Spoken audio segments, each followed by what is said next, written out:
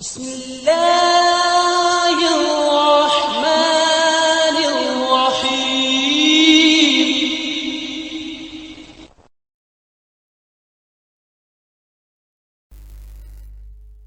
نحمده ونصلي ونسلم على رسوله الكريم اما بعد فاعوذ باللہ من الشیطان الرجیم۔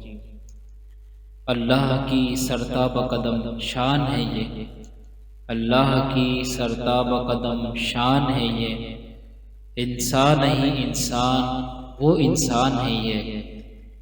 قرآن تو ایمان بتاتا ہے انہیں، قرآن تو ایمان بتاتا ہے انہیں، ایمان یہ کہتا ہے میری جان ہے یہ، ایمان یہ کہتا ہے میری جان ہے یہ۔ آقا دو عالم صلی اللہ تعالیٰ علیہ وسلم کی محبت میں اور حضور صلی اللہ تعالیٰ علیہ وسلم کی شان اور حضور کے مقام کو بیان کرنے کی جسارت کرتے ہوئے الحمدللہ ہر سیشن کے اندر ہم یہاں پر حاضر ہوتے ہیں۔ آج الحمدللہ ہمارا تازہ ترین سیشن ہے جو آپ کے سامنے یہ لائیو نشر ہو رہا ہے۔ آج آپ کو بڑا عجیب بھی لگ رہا ہوگا، ہمارے ساتھ دو مہمان نہیں ہیں، ہمارے دو میزبان جناب محمد انور قادری صاحب اور قبلہ مرشد کریم کے صاحبزادے مولانا رضوان الحق صدیقی صاحب اپنے نجی مصروفیات کے پیش نظر آج محفل میں حاضر نہیں ہو سکے۔ بہرحال چونکہ استقامت بڑی چیز ہے تو کوئی بھی سلسلہ ہوتا ہے، ہمارے بزرگوں نے ہمیں درس استقامت دیا تو ہم اس بزرگوں کی سنت پر عمل کرتے ہوئے آج آپ کی بارگاہ میں حاضر ہیں۔ اپنے پروگرام کو ہم اسی فارمیٹ سے لے کے چلیں گے، مختصر تلاوت قرآن پاک ہوگی اور نبی کریم صلی اللہ تعالیٰ علیہ وسلم کی بارگاہ ذیشان میں نعت کی صورت میں مختصر نذرانہ عقیدت پیش کیا جائے گا، اور پھر ہم اپنے موضوع کو جو احکام الشریعہ سے ریلیٹڈ ہے وہ انشاءاللہ آپ کے سامنے بیان کریں گے۔ تو آنکھوں کو بند کر کے دلوں کو حاضر رکھ کے کلام باری تعالیٰ کو سماعت کیجیے، کیونکہ یہ جو کلام ہم پڑھنے جا رہے ہیں یہ دلوں کو پلٹتا ہے، دلوں کو پھیرتا ہے ہدایت کی طرف، دلوں کے اندر نور پیدا کرتا ہے۔ بس ضرورت اس امر کی ہے کہ ہم قلبی اعتبار سے اس کلام ربی سے جڑ جائیں اور یہ عزم کر لیں کہ یا اللہ ہمیں اپنی آنے والی زندگیوں میں ہمیں وہ اعمال کرنے ہیں جو قرآنی ہدایات کے مطابق ہے۔ مختصر تلاوت قرآن پاک کرتے ہیں۔ اعوذ باللہ من الشیطان الرجیم،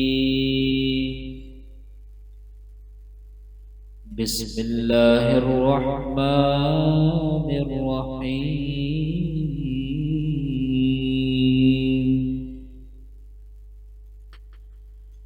لقد جاءکم رسول من انفسکم عزیز علیہ ما عنتم عزیز علیہ ما عنتم حریص علیکم بالمؤمنین رؤوف رحیم۔ فَإِن تَوَلَّوْا فَقُلْ حَسْبِيَ اللَّهُ لَا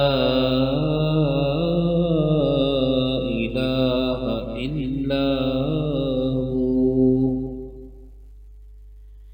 عَلَيْهِ تَوَكَّلْتُ وَهُوَ رَبُّ الْعَرْشِ الْعَظِيمِ۔ صدق اللہ العظیم وصدق رسولہ النبی الکریم۔ واہ کیا جود و کرم ہے شہ بطحا تیرا، واہ کیا جود و کرم ہے شہ بطحا تیرا، نہیں سنتا ہی نہیں مانگنے والا تیرا، نہیں سنتا ہی نہیں مانگنے والا تیرا۔ اور بڑی پیاری بات کہی شاعر نے کہ غم زدوں کو رضا مزدہ دیجئے کہ ہے، غم زدوں کو رضا مژدہ دیجئے کہ ہے بے کسوں کا سہارا ہمارا نبی۔ تو اسی نبی کا ذکر کرنے کے لیے آج ہم موجود ہیں۔ اگرچہ نبی کا ذکر کوئی تنہا کرے کوئی مجمع میں کرے، بہرحال رحمت کے گلدستے اس کو نصیب ہوتے ہیں، کیونکہ حضور علیہ السلام کی بارگاہ وہ عظیم بارگاہ ہے جہاں سے کبھی کوئی سائل خالی ہاتھ محروم نہیں جاتا۔ یہ میرے نبی کی شان نہیں ہے۔ تو ذکر کرنے والا چاہے تنہا مصطفیٰ کا ذکر کرے، چاہے خلوت میں کرے، چاہے جلوت میں کرے، لیکن بہرحال نبی کی رحمت کے جلوے ہر وقت اس کے ساتھ ہوتے ہیں۔ تو ہمارا یہ ایمان اور عقیدہ ہے کہ جس ذات والا شان کا تذکرہ کرنے کے لیے آج اس بزم میں موجود ہیں، وہ یقیناً ہم پر اپنی نظر رحمت بھی فرمائیں گے اور ہماری دستگیری بھی فرمائیں گے۔ تو مختصر نعت پاک ہم سرکار دو عالم کی بارگاہ میں پیش کر لیتے ہیں۔ اعلیٰ حضرت مولانا شاہ احمد رضا خان رحمۃ اللہ علیہ کا بہت پیارا کلام ہے۔ میں اگرچہ وہ نعت خواں نہیں ہوں جو ایک روایتی طرز پر پڑھتے ہیں، کوشش کر سکتے ہیں، کون بد نصیب ہے جو حضور کا نعت خواں نہیں ہے۔ ہم یہ سمجھتے ہیں کہ نعت خواں وہ ہوتا ہے جو ایکو ساؤنڈ پر اچھی سی آواز میں لہن کے ساتھ نعت سنانے والا ہو، ہرگز ایسا نہیں ہے، بلکہ ہر شخص جو بھی تعریف حضور علیہ السلام کی بیان کرے وہ حضور کی نعت ہے، اور جس انداز میں بیان کرے وہ حضور کی نعت ہے۔ تو نعت حضور کے کمالات کے تذکرے کا نام ہے، نعت حضور کے اوصاف کے ذکر کا نام ہے، اور نعت حضور کی مدحت کا نام ہے، نعت حضور کی شان بیان کرنے کا نام ہے۔ اے رضا خود صاحب قرآن ہے مداح ہے حضور، اے رضا خود صاحب قرآن ہے مداح ہے حضور، تو جسے کب ممکن ہے پھر مدحت رسول اللہ کی۔ تو یہ بات تو بڑے بڑے عالی مرتبت حضرات کہہ گئے کہ ہم جتنی بھی جسارت کر لیں، ہم جتنی بھی کوشش کر لیں، حضور کی نعت کا حق کبھی بھی بیان نہیں کر سکتے۔ تو کوشش کرتا ہوں میرے ساتھ مل کے پڑھیے گا اور سمجھ کے پڑھیں۔ اعلیٰ حضرت فرماتے ہیں کہ ان کی مہک نے دل کے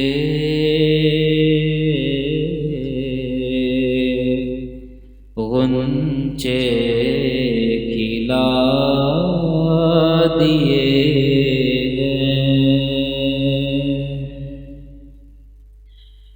ان کی مہک نے دل کے غنچے کھلا دیے ہیں، ان کی مہک نے دل کے غنچے کھلا دیے ہیں، جب یاد آ گئے ہیں، کوچے بسا دیے ہیں، جب یاد آ گئے ہیں، کوچے غنچے کھلا دیے ہیں۔ حاضرین محترم، نعت کی تشریح بھی سیاست کر لیتے ہیں۔ فاضل بریلوی رحمۃ اللہ علیہ نے فرمایا کہ ان کی مہک نے دل کے غنچے کھلا دیے ہیں۔ کیوں؟ غنچے کا مطلب ہوتا ہے دلوں کے جو گوشے ہیں۔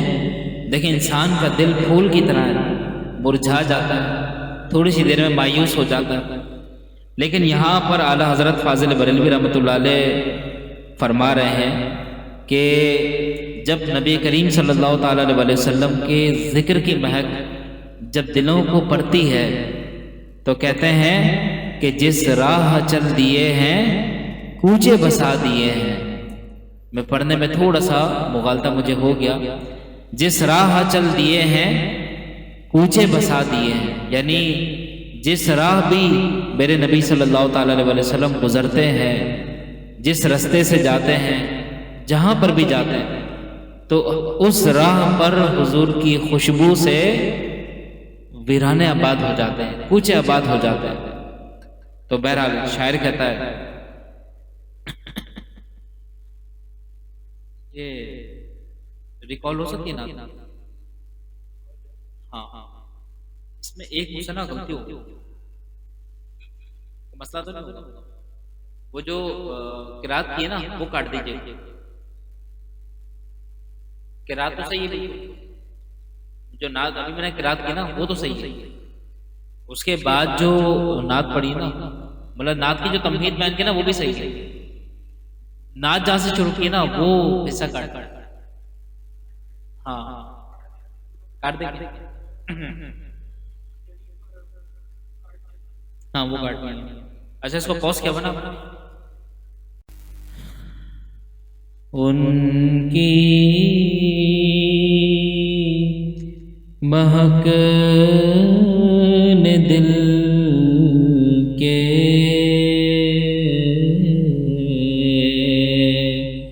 غنچے کھلا دیے ہیں۔ کیا فرمایا کہ حضور جس رستے سے گزرتے ہیں، جہاں سے جاتے ہیں، تو سرکار کو اللہ نے ایک خاص خوشبو عطا فرمائی۔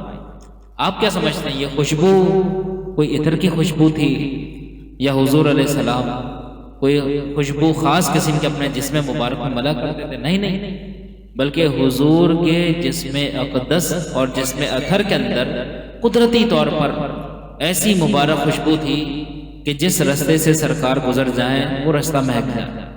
اسی کو مولانا احمد رضا خان رحمۃ اللہ علیہ بڑی خوبصورتی کے ساتھ لکھتے ہیں، کہتے ہیں کہ ان کی مہک نے دل کے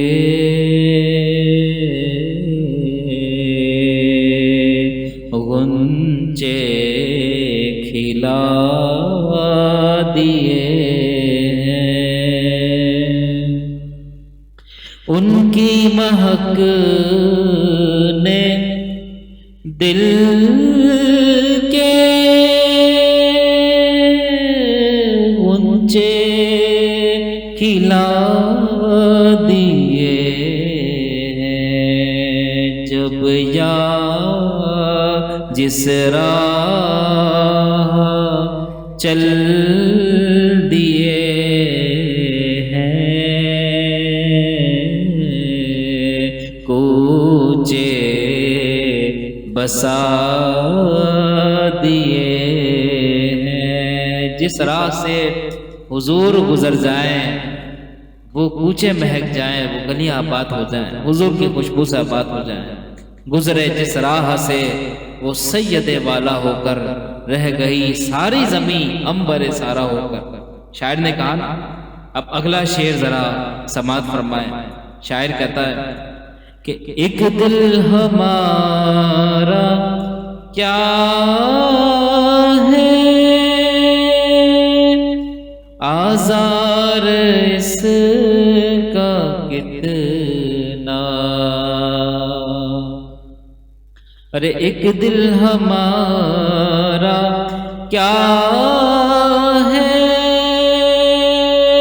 آزار اس کا کتنا، کا تم نے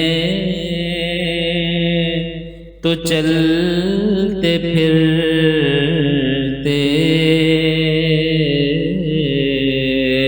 مردے جلا دیے ہیں، تم نے تو چلتے پھرتے مردے جلا دیے ہیں۔ کیا مطلب یہ ہے کہ یا رسول اللہ، ہمارا دل اگرچہ مردہ ہو چکا ہے، اس دل کے اندر سے ایمان کی جو حرارت ہے اگرچہ وہ ماند پڑ چکی، میرے آقا آپ کے لیے ہمارے دل کو زندہ کرنا کون سا مشکل کام ہے؟ آپ نے تو چلتے پھرتے مردوں کو جلا بخشی ہے۔ آپ کے تو معجزات سے ثابت ہے کہ آپ نے ایسے ایسے لوگ جو سخت دل ہوتے تھے صرف آپ کو دیکھ کر مسلمان ہو گئے، ان کے ایمان کو توانائی مل گئی۔ تو یا رسول اللہ ہمارے دل کی کیا اوقات ہے؟ پھر کہتے ہیں، اور بڑی خوبصورت بات آپ نے کہی کہ ان کے نثار کوئی کیسے ہی رنج میں ہو، ان کے نثار کوئی کیسے ہی رنج میں ہو، جب یاد آ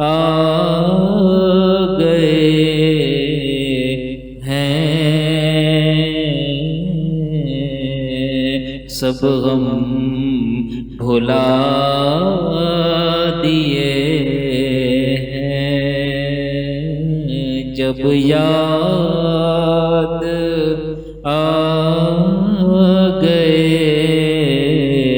ہیں، سب غم بھلا دیے ہیں۔ بس ہمارا عقیدہ ہونا چاہیے، ہمارا ایمان ہونا چاہیے کہ حضور کی جو یاد ہے، حضور کا جو ذکر ہے، اور دل کے اندر حضور کی جو محبت ہے، اور حضور علیہ السلام کے لیے محبت کے ساتھ، عشق کے ساتھ تڑپتے ہوئے جو جذبات ہیں، یہ ایک فارمولا ہے، یہ ایک نسخہ ہے کہ جس دل میں یاد مصطفیٰ ہو، اس میں بڑے سے بڑا رنج، بڑے سے بڑا غم بھی اس میں نہیں ٹھہرتا۔ جب حضور کی یاد آتی ہے تو بڑے بڑے غم، بڑے بڑے رنج جو ہیں وہ رفع ہو جاتا ہے۔ تو یاد مصطفیٰ یہ ایک بہترین نسخہ ہے کہ دلوں کو غموں کی آگ سے ٹھنڈا کیا جائے، اور اس کے اندر ضرورت اس بات کی ہے کہ ہم اپنے دل میں سرکار کی محبت پیدا کریں۔ یہی بات اس شعر میں مولانا احمد رضا خان رحمۃ اللہ علیہ نے فرمائی۔ چونکہ وقت ہمارے پاس نہیں ہے اور میں کوئی ناخواں بھی نہیں ہوں، پروفیشنل بھی نہیں، کوشش کر سکتا ہوں، بس اصل معیار جو ہے وہ قبولیت کا ہے۔ حضور کی بارگاہ میں ہماری چھوٹی سی نعت قبول ہو جائے۔ میں مقطع عرض کر دیتا ہوں، اور یہ مقطع جو ہے یہ داغ دہلوی کا لکھا ہوا، جو اعلیٰ حضرت کے شاعرانہ کلام سے بڑا متاثر ہوا۔ جب یہ پوری نعت انہوں نے سنی تو خواہش کی کہ سیدی یہ اس میں جو مقطع ہے وہ میں ایڈ کرنا چاہتا ہوں۔ تو داغ دہلوی کہتے ہیں کہ ملک سخن کی شاہی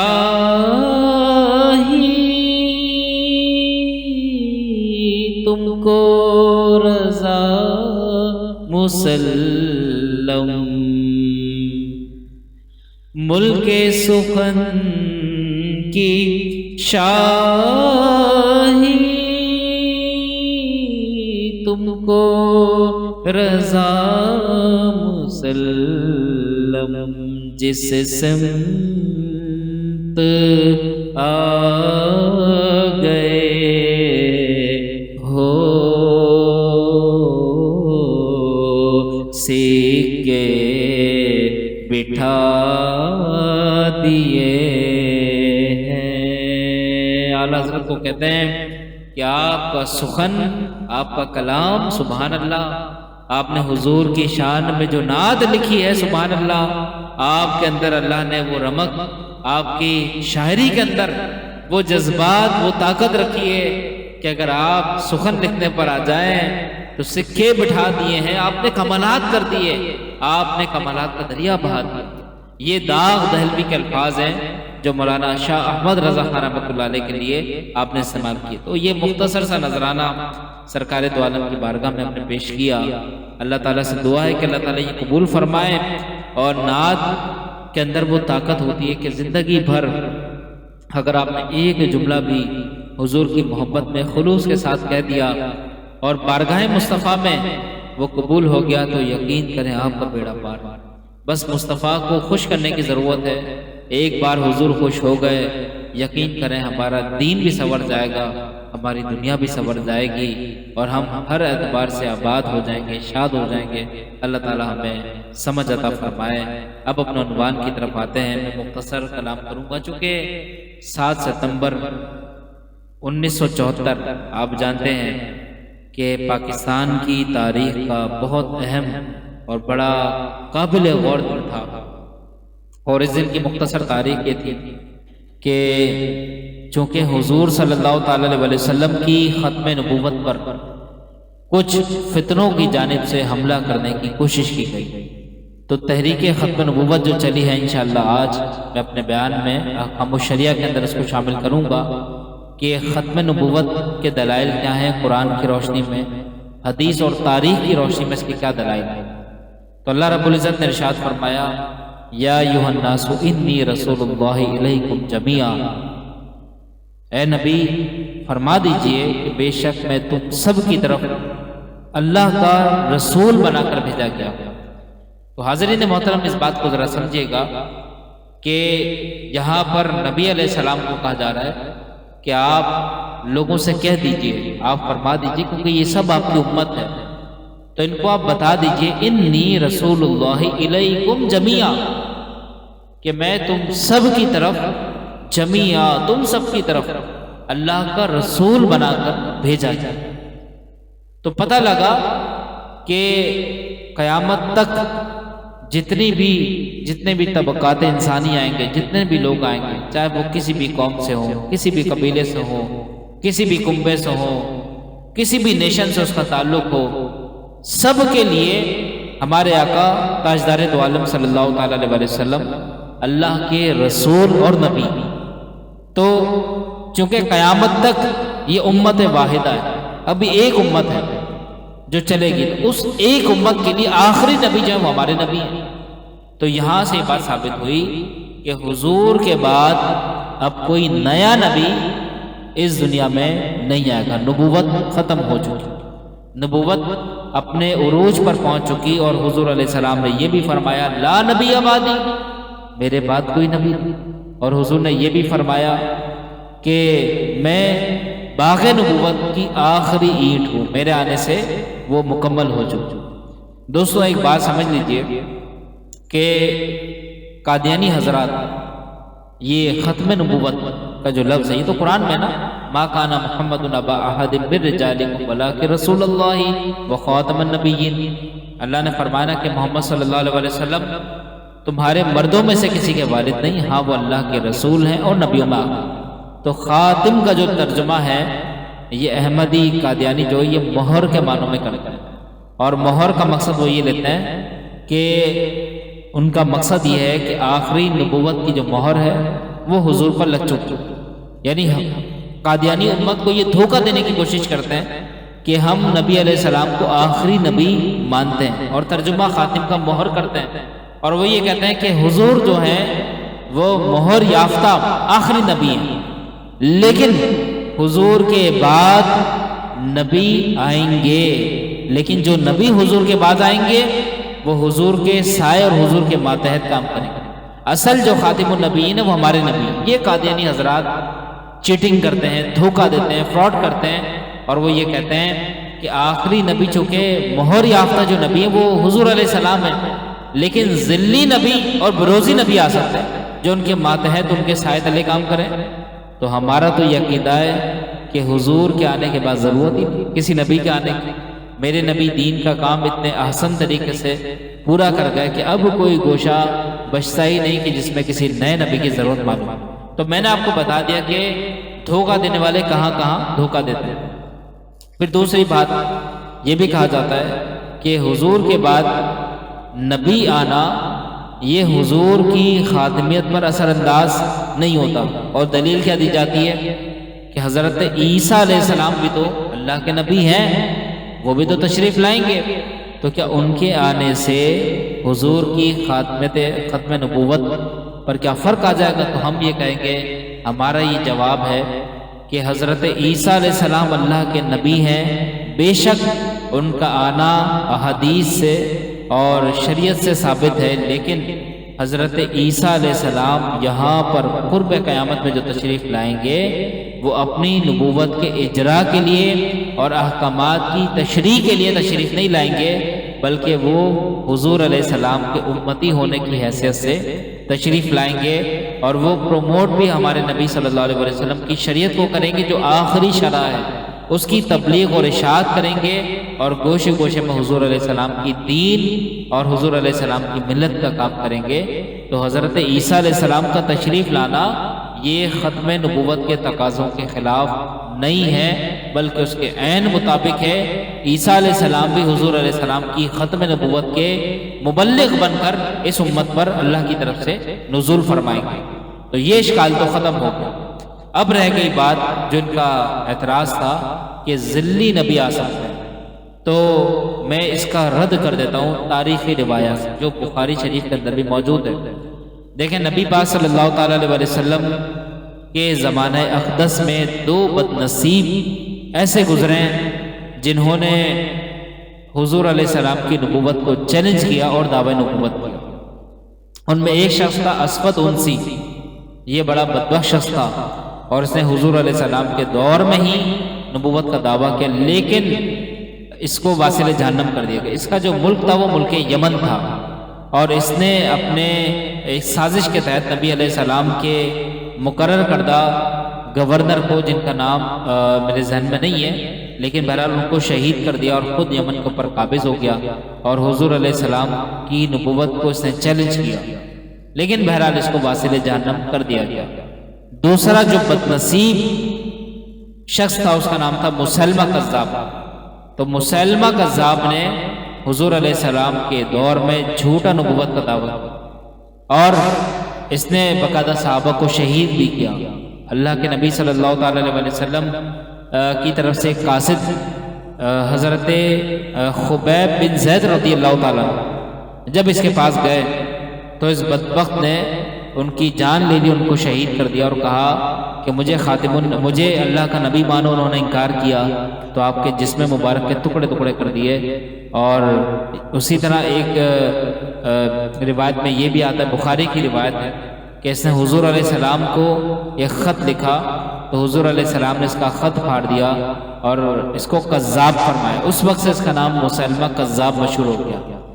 کچھ روایات میں یہ بھی ہے کہ مسلمہ کذاب اچھی خاصی اکثریت کے ساتھ مدینہ منورہ آیا، اور حضور علیہ السلام کو اس نے ایک پیشکش کی اور کہا کہ یا رسول اللہ، آپ زمین کو دو حصوں میں تقسیم کر دیجئے، ایسا ہوگا کہ شہر کے لوگ جو ہیں وہ آپ کی نبوت کو مانیں اور دیہات کے لوگ میری نبوت کو مانیں۔ یہ بھی اس نے کہا کہ زمین کو دو حصوں میں ڈیوائیڈ کر دیں، آدھے لوگ میرے پیروکار ہوں اور آدھے لوگ آپ کو نبی مانیں، تو کیا ہی اچھا ہو۔ تو اللہ کے نبی صلی اللہ علیہ وسلم نے ایک ٹہنی مبارک حضور کے ہاتھ میں تھی، تو حضور نے فرمایا کہ میں تجھے یہ ٹہنی تک نہیں دے سکتا، تو بڑا بدبخت ہے، تو اتنا بدبخت ہے کہ تیرے لیے میرے پاس یہ ٹہنی جو ہے جس کی کوئی قدر و قیمت نہیں، یہ بھی میرے پاس نہیں ہے۔ تو اللہ کے نبی صلی اللہ تعالیٰ علیہ وسلم نے اپنی حیات مبارک میں ہی اسے بیزاریت کا اظہار کیا۔ یہاں پر ہو سکتا ہے کوئی شخص یہ کہہ دے کہ اللہ کے نبی نے اسے قتل کیوں نہ کروایا، کیا وجہ تھی؟ تو اس کی جو اصل وجہ تھی وہ یہ تھی کیونکہ سفارتکاری کے بھی اصول ہوتے ہیں۔ کوئی شخص ہماری ریاست میں آتا ہے تو اس شخص کو تحفظ دیا جاتا ہے، اس کو امان دیا جاتا ہے۔ تو اگر حضور علیہ السلام اس کو واصل جہنم کروا دیتے یا اس کو قتل کروا دیتے تو اس سے ایک بہت بڑا فتنہ برپا ہو سکتا تھا۔ تو اس لیے اللہ کے نبی نے سفارت کے اصولوں کو برقرار رکھتے ہوئے اسے زندہ رکھا، لیکن زندگی میں ہی یہ پیغام دے دیا کہ ایسے شخص سے میں بیزار ہوں اور مجھے سے تکلیف ہوئی۔ تو میری جو دلیل تھی وہ کیا تھی؟ وہ دلیل یہ تھی کہ دیکھیں اس بدبخت نے اللہ کے نبی کو آفر کی کہ آپ زمین کے دو حصے کر دیں، آپ اصل نبی ہیں، آپ کے ماتحت میں کام کروں گا، آپ شہر کے نبی ہیں، میں دیہات کا نبی ہوں۔ تو گویا کہ سب سے پہلے ذلی نبی، جھوٹا ذلی نبی بننے کی پیشکش اس بدبخت مسلمہ کذاب نے کی، لیکن زندگی میں ہی نبی پاک صلی اللہ تعالیٰ علیہ وسلم نے اس کا رد فرما دیا اور اسے بیزاریت کا اظہار فرما دیا۔ تو جتنی بھی دنیا قادیانیت ہے، دنیا کے اندر جتنے بھی احمدی کہنے والے ہیں اور حضور کی شان پر حملے کرنے والے ہیں، تو میں ذرا ان سے پوچھتا ہوں کہ اگر آپ نے تاریخ پڑھی ہو تو مسلمہ کذاب کو تو اللہ کے نبی مسلمہ کذاب سے تو بیزار ہوئے اور اس کا چہرہ تک نہ دیکھا، اور حضور نے اپنا رخ انور اس سے پھیر لیا اور اس کو ٹہنی تک دینے سے انکار کر دیا۔ وہ تو نبوت میں آدھا حصہ مانگ رہا تھا، اور وہ یہ بھی پیشکش کر رہا تھا کہ میں ذلی نبی ہو کر کام کروں گا، آپ اصل نبی ہیں۔ تو اللہ کے نبی نے اس کو تو رد فرما دیا، اس سے تو بیزاریت کا اعلان فرما دیا۔ اور آج کے دور میں تم یہ کہتے ہو کہ مرزا غلام احمد ذلی نبی تھا، بروزی نبی تھا، اور وہ حضور کے نبوت کے سائے تلے وہ کام کر رہا تھا، تو اس کا مطلب یہ کہ تم دھوکے میں ہو اور تم اندھیرے میں ہو۔ علم کی کمی ہے، اس کمی کو اپنے اندر سے دور کرنے کی کوشش کرو اور حق اور انصاف کے ساتھ تاریخ کو پڑھو، تو تمہیں پتہ لگے کہ حضور علیہ السلام ہی اصل اور حقیقی نبی ہیں۔ اب حضور کے بعد یہ منصب کسی کو بھی عطا نہیں ہو سکتا۔ حضور نے تو عمر فاروق اعظم کے بارے میں فرمایا کہ میرے بعد اگر کوئی نبی ہوتے تو عمر ہوتے، تو حضور نے تو عمر فاروق اعظم کے بارے میں اعلان کر دیا تھا۔ تو مسلمہ کذاب کون بدبخت تھا؟ مرزا غلام احمد قادیانی کون بدبخت تھا؟ تاریخ میں تحریک ختم نبوت پر کام کرنے والے علماء پر بڑے بڑے مظالم ہوئے۔ میں ان کو خراج عقیدت پیش کرتا ہوں فیض نثاریہ فورم سے، اور ان میں ایک مشہور نام مولانا عبدالستار نیازی صاحب رحمۃ اللہ علیہ کا ہے، جو بہت بڑے عالم دین اور بعمل شخصیت تھے اور ختم نبوت کے اصل پہرہ دار تھے۔ تو مولانا عبدالستار نیازی صاحب رحمۃ اللہ علیہ نے یہ اعلان کیا کہ مسجد وزیر خان کو ہم ہیڈ کوارٹر بنائیں گے جہاں سے ختم نبوت کی تحریک چلے گی۔ اس کے بعد باقاعدہ آپ کو گرفتار کر لیا گیا اور فوجی عدالت میں آپ کا مقدمہ چلا، اور بدنصیبی ہماری یہ کہ اسی ملک کے اندر آپ کے خلاف پھانسی کے آرڈر بھی جاری ہو گئے۔ لیکن سلام پیش کیجئے اس وقت کے مسجد اقصی کے امام جناب سیدی حسن صاحب رحمۃ اللہ علیہ کو، جنہوں نے یہاں پر باقاعدہ ہمارے علماء کو ڈیفینڈ کیا، اور اس مقدمے میں آپ شامل ہوئے، اور آپ کی کوششوں سے مولانا عبدالستار نیازی صاحب رحمۃ اللہ علیہ کے جو پھانسی کا آرڈر تھا وہ گورنمنٹ کو واپس دینا پڑا، اور پھر گورنمنٹ نے آپ کو قید بمشقت کی سزا دی۔ اور یہ بھی تاریخ میں آپ دیکھیں، تاریخ پاکستان میں جب تحریک ختم نبوت چلی تو مولانا عبدالستار نیازی صاحب ایک ہفتے اس جیل کی اس کوٹری میں رہے جہاں پھانسی کے قیدیوں کو رکھا جاتا ہے۔ آپ کی پھانسی کا آرڈر جاری ہو گئے تھے اور آپ تیار تھے، لیکن دیکھنے والوں نے دیکھا کہ مولانا عبدالستار نیازی کے ماتھے پر بل تک نہیں آیا، اور وہ بڑے خوش اور آباد جیل میں رہا کرتے تھے، اور بالکل مطمئن طور پر وہ وہاں پر رہتے تھے۔ موت کا ذرا بھی خوف ان پر نہ تھا، اور کیوں نہ ہوتا؟ موت سے تو وہ ڈرتا ہے نا جو چور ہو، جو بے ایمان ہو، جو ایماندار ہو، اور جس کی پشت پر مصطفیٰ کا دستِ رحمت ہو، اس کو موت سے کہاں ڈر لگتا ہے؟ دوسرا نام مولانا شاہ احمد نورانی صاحب رحمۃ اللہ علیہ قائد اہل سنت کا ہے کہ آپ تحریک ختم نبوت کے دوسری دفعہ جب یہ تحریک اٹھی تو اس کے روح رواں آپ تھے۔ آپ نے بڑی محنت کی، سارے علماء کو اکٹھا کیا، لوگوں کو جگایا، اس تحریک میں ایک مرکزی کردار آپ نے ادا کیا۔ اور مولانا عبدالستار نیازی صاحب تو کہہ چکے تھے کہ قومی اسمبلی میں قادیانیوں کے خلاف ہم بل پیش کریں گے۔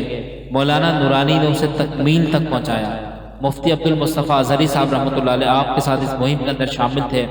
آپ نے قومی اسمبلی کے فورم پر قادیانیوں کے خلاف آواز اٹھانے کے لیے سب سے سگنیچر لیے، اور یہ بھی ہمارے نبی کا معجزہ ہے کہ اس وقت اسمبلی میں موجود بڑے بڑے لبرل، سیکولر اور لادینی حضرات جو دین کے کسی معاملے میں انوالو نہیں ہوتے، ان لوگوں نے بھی قادیانیوں کے خلاف آپ کی قرارداد پر دستخط کر دیے۔ ایک مشہور لبرل تھا، مولانا نورانی اس کے پاس گئے اور اسے دستخط کروا دیے۔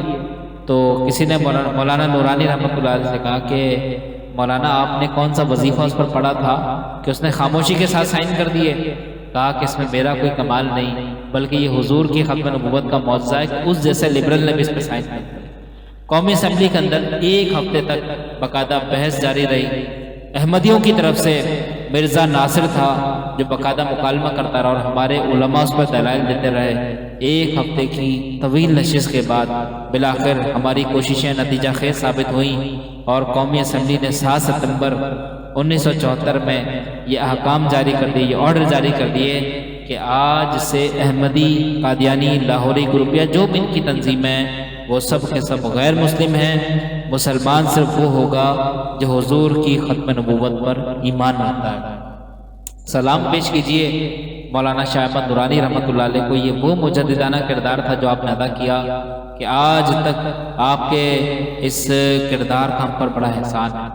آپ نے بڑا اچھا معاملہ فرمایا، اور ایک بات یہ بھی دیکھی گئی جب نورانی میں رحمۃ اللہ علیہ نے اسمبلی کے اندر مرزا قادیانی کے خلیفہ مرزا ناصر کو جب شکست دی اور وہ لاجواب ہو گیا، جب غیر مسلم قرار دے دیا گیا قادیانیوں کو، تو اسمبلی کا جو ہال تھا اس کی چھت بالکل پیک تھی، لیکن کمال یہ ہوا کہ کسی پرندے نے اوپر سے بیٹ کی، اور جیسے ان کو کافر قرار دیا گیا، مرزا ناصر کے سر پر وہ بیٹ آ کر گری، اور اس نے رومال سے وہ صاف کی، اور اس کا چہرہ بالکل پھٹکار زدہ ہو گیا، اور وہ اوپر دیکھتا رہ گیا کہ یہ بیٹ میرے اوپر آئی کہاں سے، یہ نجاست میرے اوپر آئی کہاں سے؟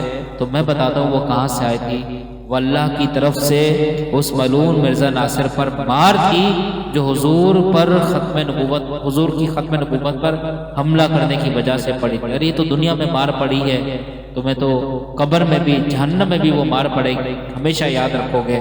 اللہ تعالی ہمیں حضور کی ختم نبوت پر کامل ایمان رکھنے کی توفیق عطا فرمائے، اور ہم اور آپ اس میں مرکزی کردار ادا کریں، اپنے جوانوں کو جگائیں۔ آج سوشل میڈیا کا دور ہے، لوگ دھوکہ دیتے ہیں، بڑی بڑی مہم چل رہی ہیں، بڑی بڑی لابیاں چل رہی ہیں، جوانوں کو خریدا جاتا ہے، ان کو اپنے مشن کی طرف لانے کی کوشش کی جاتی ہے۔ تو میں بس آپ تک یہ پیغام پہنچانا چاہتا ہوں کہ اپنی نسلوں کو جگائیں، ان کو قادیانیت کے فتنے سے محفوظ رکھیں، اور ان کی ذہن سازی کیجئے، ان کو علماء کے ساتھ جوڑیں۔ قادیانی سوشل میڈیا پر بڑا سرگرم ہے اور بڑی محنتوں کے ساتھ یہ کام کر رہے ہیں، تو ہمیں چاہیے کہ ہم بھی ان کے خلاف ہم باقاعدہ میدان میں اتریں اور علمی ہتھیار دے کر لوگوں کو تیار کریں کہ کسی کے پاس کوئی ایسا نہ ہو کہ قادیانی اعتراض کرے یا گمراہ کرنے کی کوشش کرے تو ہمارے پاس اس کا جواب نہ ہو، ہمارے پاس مدلل اور جامع جواب ہونا چاہیے۔ بہرحال اسی پر اپنا پروگرام ہم ختم کرتے ہیں۔ اللہ تعالیٰ سے دعا ہے کہ اللہ تعالیٰ ہمیں عمل کی توفیق عطا فرمائے اور فیض نثاریہ کو ہمیشہ شاد و آباد رکھے۔ دعا کے لحاظ اٹھا لیں۔ بسم اللہ الرحمن الرحیم، الحمدللہ رب العالمین، والعاقبۃ للمتقین، والصلاۃ والسلام علی سید الانبیاء والمرسلین وعلی آلہ واصحابہ اجمعین۔ یا اللہ یا رحمان یا رحیم، یا اللہ حضور علیہ السلام کی ختم نبوت پر یا اللہ ہمیں بھرپور دفاع ختم نبوت کے لیے کردار ادا کرنے کی توفیق عطا فرما۔ یا اللہ جتنے بھی فتنے حضور کی ختم نبوت پر حملہ کرنے کی کوشش کرتے ہیں، یا اللہ انہیں نیست و نابود فرما۔ جن علماء نے قربانیاں دی ان کی قربانیوں کو قبول فرما، ان کے طفیل ہمیں بھی دین کے لیے ہر قسم کی قربانی دینے کا جذبہ، حوصلہ اور ہمت اور توانائی عطا فرما۔ ہمارے فیض نثاریہ فورم کو شاد و آباد فرما۔ انور بھائی کی محنتوں کو یا اللہ ہمیں ثمر آور فرما، اور مرشد کریم کے درجات کو بلند فرما۔ یا اللہ ہم سے راضی ہو جاتے رہے۔ جن جن بندوں نے دعا کا کہا، اللہ تعالیٰ سب کی نیک دعاؤں کو، تمناؤں کو پورا فرما۔ تجھے فضل کرتے نہیں لگتی بار، نہ ہو تجھ سے مایوس امیدوار۔ وصلی اللہ تعالی علی خیر خلقہ سیدنا محمد وعلی آلہ واصحابہ اجمعین برحمتک یا ارحم الراحمین۔